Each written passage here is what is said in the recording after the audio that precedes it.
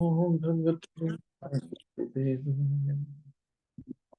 Narayan Namaskritya Naram Chaya Narottam Devim Saraswatim Vyasam Tato Jayantirire Nashtaprayesha Vadreshu Nityam Bhagavata Sevaya Bhagavati Uttam Shloke Bhakti Bhavati Naistike. So continuing with the discussion on Sri Chaitanya Charitamrita Madhya Lila chapter 8. Talks between Sri Chaitanya Mahaprabhu and Ramananda Rai, text 83 onwards. So Mahaprabhu has been asking Ramananda Rai, so what's the ultimate perfection? And Ramananda Rai answered differently. So finally he came to the Kantaras or conjugal love. So attainment of that rasa is the ultimate perfection. किंतु यार यही रस सही सर्वोत्तम तटस्थाय विचारी दया चितारताम. It is true that whatever relationship a particular devotee has with the Lord is the best for him. Still, when we study all the different methods from a neutral position, we can understand that there are higher and lower degrees of love. In this regard, Srila Bhaktisiddhanta Saraswati Thakur explains that this verse does not advocate the whimsical invention of some methods of love of Godhead. Such inventions cannot be accepted as topmost. Indeed, such concoctions are not recommended in these verses. So inventions, of whimsical invention, it's not that I am going to act like I'm in conjugal love and then I'll be. That is not bhav or prem. That is only bhavukta. And it's not at all true.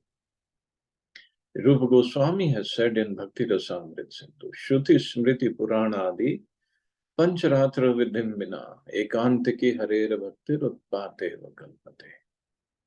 He clearly mentions in this verse that one must refer to the Vedic literature and other supplementary literatures and follow the conclusion of the Vedas.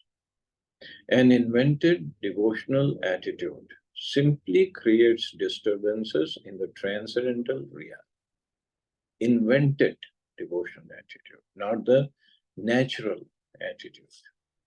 If a person overly addicted to family life takes to Srimad Bhagavatam or Krishna consciousness to earn a livelihood, his activity is certainly offensive. One should not become a caste guru and sell mantras for the benefit of mundane customers, nor should one make disciples for a livelihood. All these activities are offensive.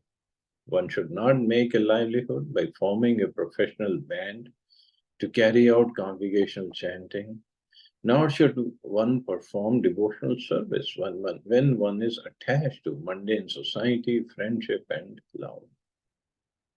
Nor should one be dependent on so-called social etiquette. All of this is mental speculation. None of these things can be compared to unalloyed devotional service.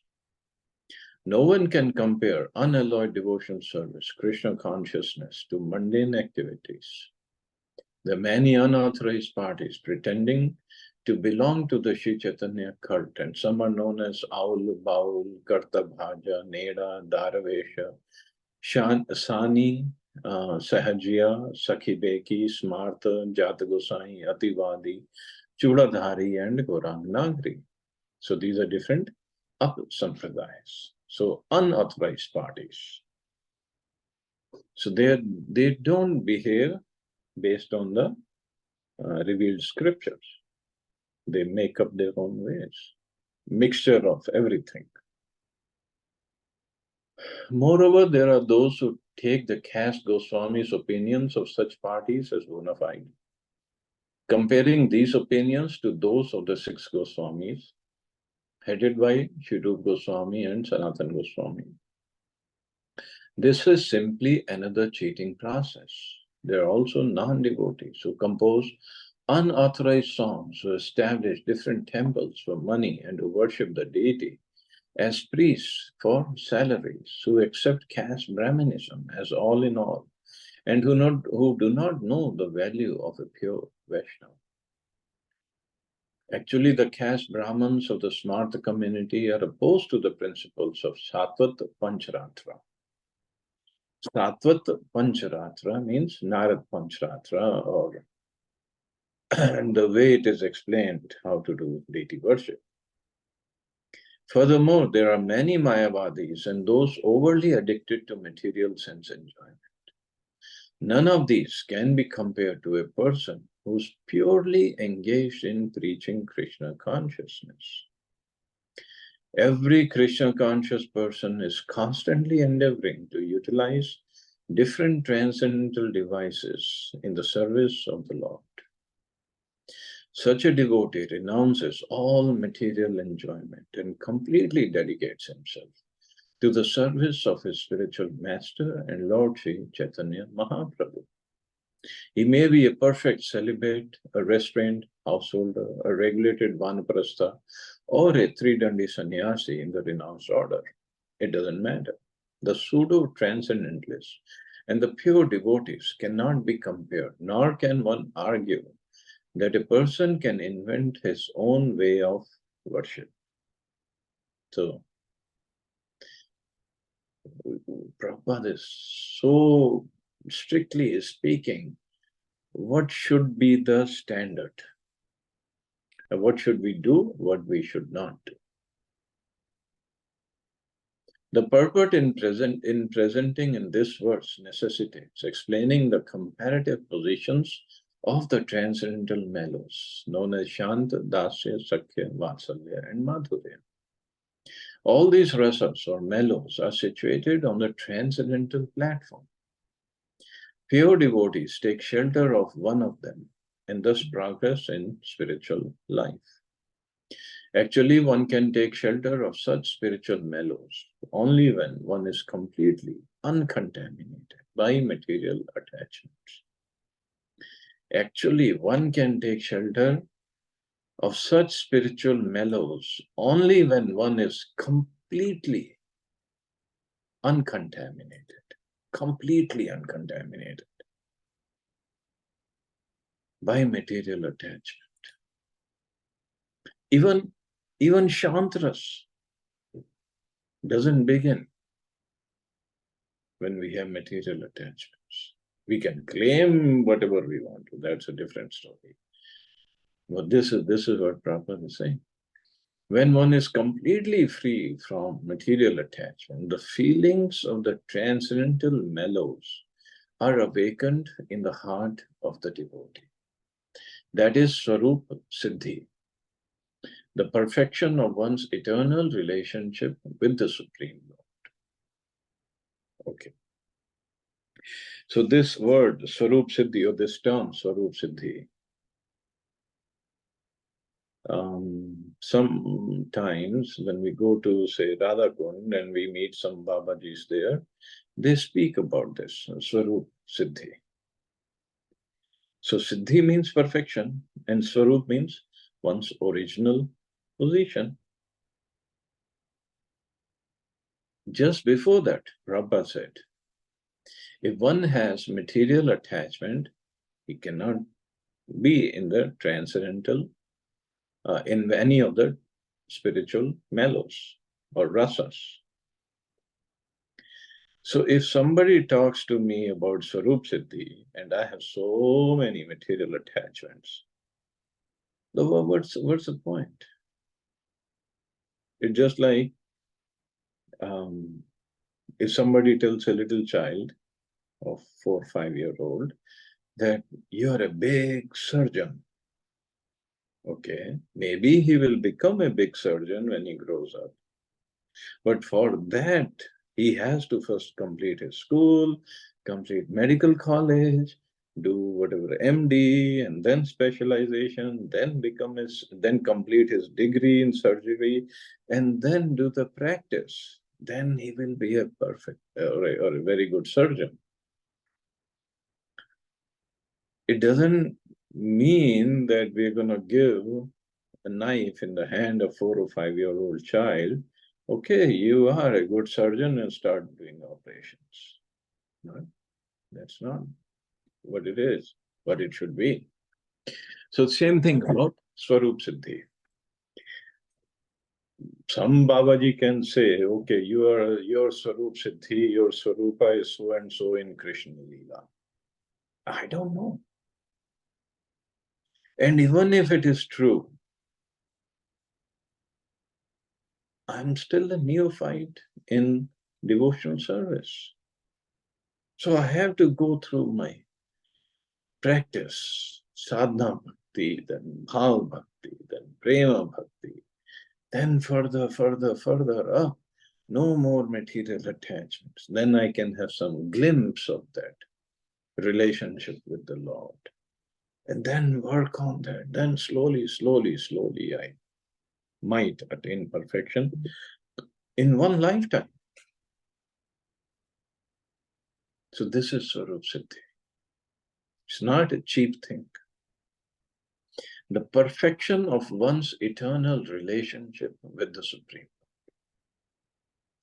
Swarup Siddhi, the eternal relationship with the Supreme Lord, may be situated in any one of the transcendental mellows. It could be in anything. Shant, Dasya, Sakhya, Vatsalya, Madhurya. Each and every one of them is as perfect as the others. But by comparative study, an unbiased person can realize that the mellow of servitorship is better than the mellow of neutrality, or dasya is better than shant, sakhya is better than dasya, and vatsalya is better, or we can say more powerful than the previous one. However, these are all spiritually situated on the same platform because all these relationships of perfection in love are based on a central point, Krishna. So central point is Krishna, and all of them, in all the rasas, they give wonderful pleasure to Krishna. And as I said, Krishna won't be complete, although he is complete, Purnamada, but he won't be complete if any of these rasas were lacking. That's why these rasas are there to serve him completely. These mellows cannot be compared to the feelings one derives from demigod worship. Because with demigod worship, there is no love involved. Navratras. Okay, Rupam Dehi, Dhanam Dehi, give me this, Homa, give me this, give me that, give me this, give me that. The natural feeling of love, because there is no eternal relationship with Durgaji. There's no eternal relationship. So that love, that rasa, that mellow is not there. Yeah, it is there just for this lifetime and only for those who are born in Hindu bodies. They have this some way they worship during Navratri only. But that's not eternal relationship. That's not a sustainable relationship either. It's a matter of give and take. So in demigod worship, these feelings are not there. Krishna is one, but the demigods are different. They're material. Love for Krishna cannot be compared to material love for different demigods. Because Mayavadis are on the material platform, they recommend the worship of Shiva or Durga and say that worship of Kali and Krishna are the same. It's not the same. However, on the spiritual platform, there is no demigod worship. The only worshipable object is Krishna. Although, interesting point is, Radharani's Ishtadev is Surya. Suryadev. But what is her desire from Suryadev? She worships every day Suryadev. She goes to Suryakund in Kamevan to worship Surya. She goes at the Madan Mohan temple. Outside the temple, there is a platform. It's called Dwadash Aditya Tila. 12 Suryas, 12 Adityas appeared simultaneously because Radharani worships. But her desire is to obtain Krishna, not for anything else. And that Suryadev, obviously, in the spiritual world, is not a demigod.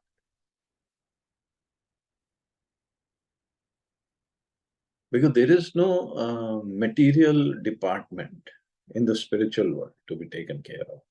So all the demigods are in charge of different material departments of the material universe. But there they all are assisting Radha and Krishna in their pastimes. Everybody is. So in the spiritual platform, the only worshipable object is Krishna. Therefore, although there is no difference between a devotee in Shantaras or Dasaras, Vatsalya or Madhurya, one can still make a comparative study of the intensity of love in these different transcendental positions. So it's the intensity of love that is different. For example, it may be said that Dasaras is better than Shantaras, yet transcendental love of God is there in both of them. Similarly, we can judge that love of Godhead in fraternity is better than love of Godhead in mutuality and servitorship. Similarly, love of God in parental affection is better than love in fraternity. And as stated above, love of God in the conjugal rasa is superior to that in the parental rasa. But every rasa, as Prabhupada said, is complete in itself. The analysis of different types of love of God has been made by expert acharyas who know all about devotional service on the transcendental platform. Unfortunately, inexperienced and unauthorized persons in the mundane world, not understanding the transcendental position of pure love, try to find some material fault in the transcendental process.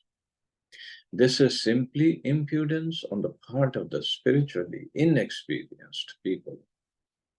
Such fault finding is symptomatic of unfortunate mundane wranglers. So acharyas have explained everything about devotional service on the transcendental platform and in different rasas. Then why only Krishna? He is Rasik Shekhar, is the best of the Rasikas. Why only Krishna? See, all these 5 rasas exist in the utmost or the topmost or the most perfect way in Golok Vrindavan.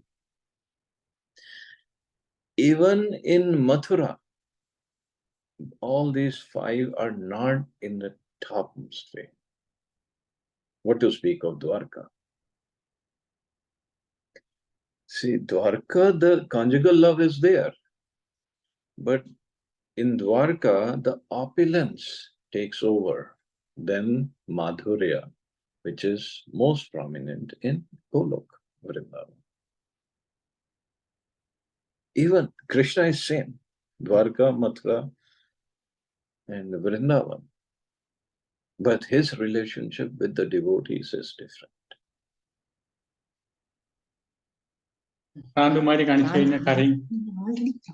Hare Krishna, please mute yourself. So his relationship is different. So that is why when people, that's what Prabhupada is saying, mundane wranglers, but they try to find some material fault. When they say Ram is same as Krishna, yes, as Vishnu Tattva, yes. But even the devotees of Krishna in Dwarka are not the same, don't have the same mood as those in Vrindavan. So, what to speak of devotees in Ayodhya? Their mood with Ram. It's perfect.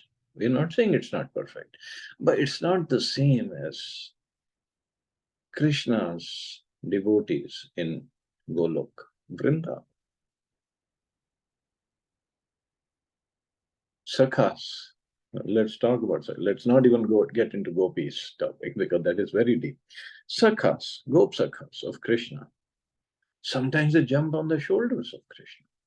Sometimes they have mock fighting. Can the Sakhas of Ram do that with Lord Ram? No. Sakha of Ram, one Sakha is Sugrivji. Sugrivji comes in that category of friendly relationship with Lord Ram.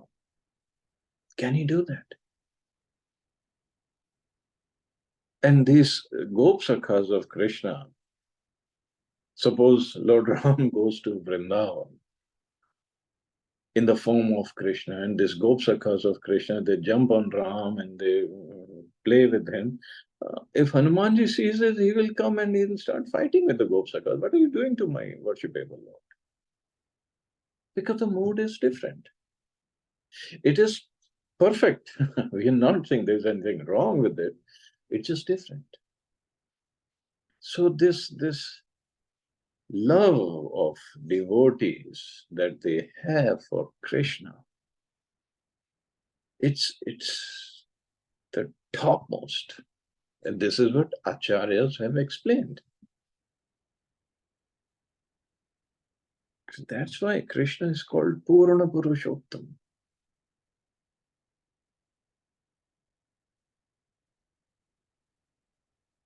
In Vaikuntha, or let's say in Ayodhya, Ayodhya is one of the Vaikuntha planets. There is Shantaras, there is Dasiras, there is Sakhya, but Sakhya is called Gaurav Sakhya.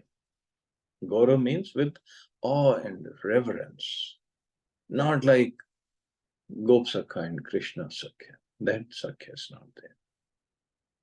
And then there is Vatsalya. Yes, Dashrath Maharaj, the Kaushalya, they have love for Ram, but still not the same that Nanda Baba and Yashoda Maya has. There is some awe and reverence for Lord Ram. And similarly, conjugal love, Sita ji has for Ram, but can it be compared to Radharani's love for Krishna? Sometimes Radharani gets angry, or very many times she gets angry with Krishna. Sita ji doesn't get angry. Huge difference. But we are just trying to understand it theoretically. That's all. Slowly, when we make progress, we'll understand more and more and more. And it not understanding it, we'll be realizing it more and more. That's all. Okay, I guess I can stop here. See anybody have any questions or comments?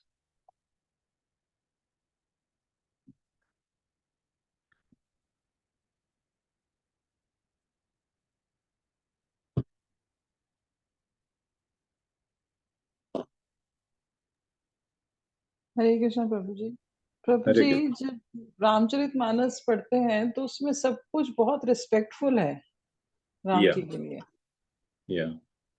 Right from the beginning till and everything is full of respect and मतलब वो पे height है respect की, वो मैं एक चीज जो नोट की है। वेयर एज कृष्णा के साथ इस रिस्पेक्ट के साथ is like mixture with you know, respect तो है बट वो रिस्पेक्ट जो राम जी के लिए है वो कृष्ण लीला में कहीं दिखती नहीं है, यहाँ वो छुपी हुई है। Love takes over, like Love takes over, no? Well, है ना। you हाँ yourself said Ram ji ke liye. You didn't say हाँ Krishna ji ke liye. हाँ, या श्री Yes. राम के साथ जी अपने आप आ जाता है, we don't have to add Yeah. it, Mm-hmm. which is perfect, nothing wrong with it, but the Mm-hmm. difference is there, that's all. Mm. ठीक है, चलो, you all have a Okay. safe Thank and you, Prabhuji. wonderful. Hare Krishna, Jai Thank you, Shri Ram. Prabhuji. Hare Krishna. Jai Shila Prabhupada.